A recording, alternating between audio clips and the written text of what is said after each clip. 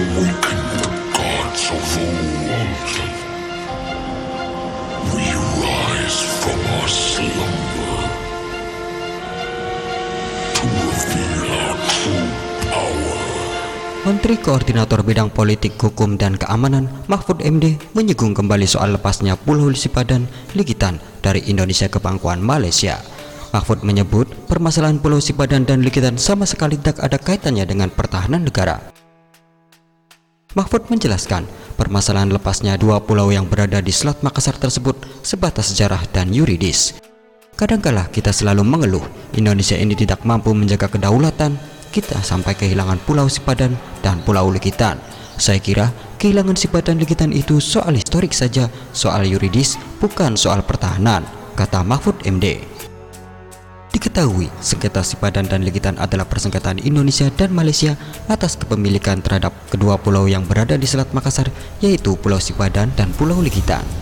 Sikap Indonesia semula ingin membawa masalah ini melalui Dewan Tinggi ASEAN, namun akhirnya sepakat untuk menyelesaikan sengketa ini melalui jalur hukum Mahkamah Internasional.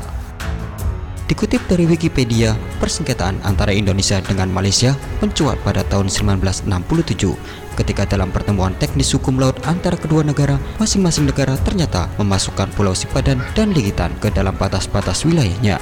Kedua negara lalu sepakat agar Sipadan dan Ligitan dinyatakan dalam keadaan status quo. Akan tetapi, ternyata pengertian ini berbeda. Pihak Malaysia membangun resort pariwisata baru yang dikelola pihak swasta Malaysia karena Malaysia memahami status quo sebagai tetap berada di bawah Malaysia sampai persengketaan selesai.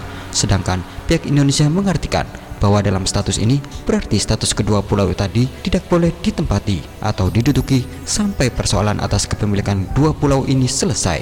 Namun Malaysia malah membangun resort di sana. Pemerintah Indonesia yang juga merasa memiliki pulau-pulau itu segera mengirim protes ke Kuala Lumpur meminta agar pembangunan di sana dihentikan terlebih dahulu. Alasannya, Sipadan dan Ligitan itu masih dalam sengketa, belum diputus siapa pemiliknya.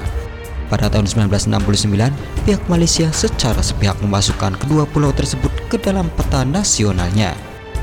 Pada tahun 1976, Traktat Persahabatan dan Kerjasama di Asia Tenggara atau TAC, Treaty of Amity and Cooperation in South Asia, dalam KTT pertama ASEAN di Pulau Bali ini antara lain menyebutkan akan membentuk Dewan Tinggi ASEAN untuk menyelesaikan perselisihan yang terjadi di antara sesama anggota ASEAN, tetapi pihak Malaysia menolak beralasan karena terlibat pula sengketa dengan Singapura untuk Lem Batu Putih, sengketa kepemilikan Sabah dengan Filipina, serta sengketa kepulauan Spratly di Laut Cina Selatan dengan Brunei Darussalam, Filipina, Vietnam, China, dan Taiwan.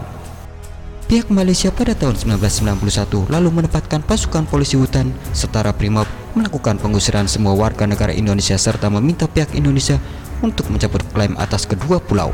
Sikap pihak Indonesia yang ingin membawa masalah ini melalui Dewan Tinggi ASEAN dan selalu menolak membawa masalah ini ke ICJ kemudian melunak.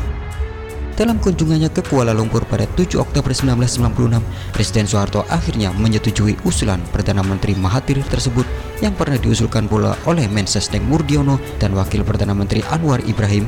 Dibuatkan kesepakatan final and binding pada tanggal 31 Mei 1997. Kedua negara menandatangani persetujuan tersebut.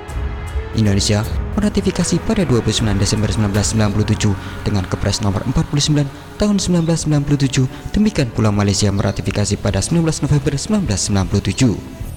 Pada tahun 1998, masalah sengketa Sipadan dan Ligitan dibawa ke ICJ. Selanjutnya, pada Selasa 17 Desember 2002, ICJ mengeluarkan keputusan tentang kasus sengketa kedaulatan Pulau Sipadan Ligitan antara Indonesia dengan Malaysia. Hasilnya, dalam voting di lembaga itu, Malaysia dimenangkan oleh 16 hakim, sementara hanya satu orang yang berpihak kepada Indonesia. Dari 17 hakim itu, 15 merupakan hakim tetap dari MI, sementara satu hakim merupakan pilihan Malaysia dan satu lagi dipilih Indonesia. Kemenangan Malaysia karena berdasarkan pertimbangan efektiviti tanpa memutuskan pada pertanyaan dari perairan teritorial dan batas-batas maritim, yaitu pemerintah Inggris penjajah Malaysia telah melakukan tindakan administratif secara nyata berupa penerbitan ordonansi perlindungan satwa burung, pungutan pajak terhadap pengumpulan telur penyu sejak 1930 dan operasi mercusuar sejak 1960-an.